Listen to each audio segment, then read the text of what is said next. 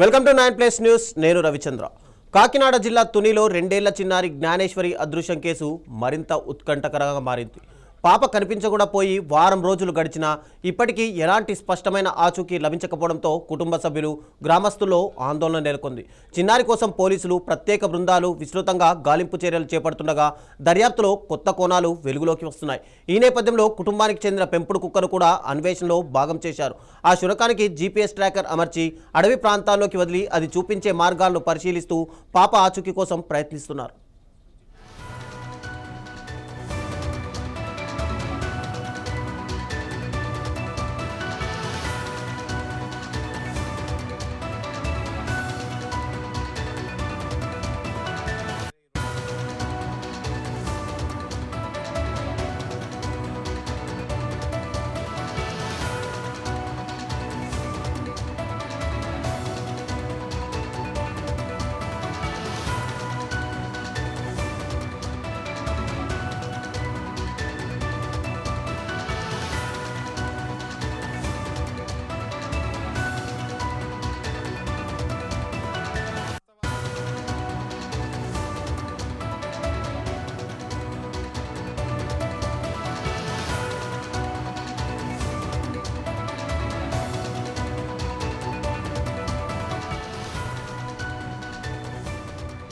కాకినాడ జిల్లా తునిలో 2 ఏళ్ల చిన్నారి జ్ఞానేశ్వరి అదృశ్యం కేసు మరింత ఉత్కంఠకరంగా మారుతోంది.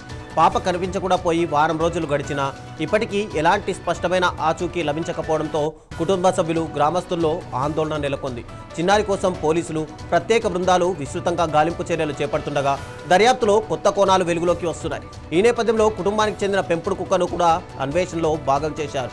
ఈ శునకానికి GPS ట్రాకర్ అమర్చి అడవి ప్రాంతాల్లోకి వదిలి అది చూపించే మార్గాలను పరిశీలిస్తూ పాప ఆచూకీ కోసం ప్రయత్నిస్తున్నారు.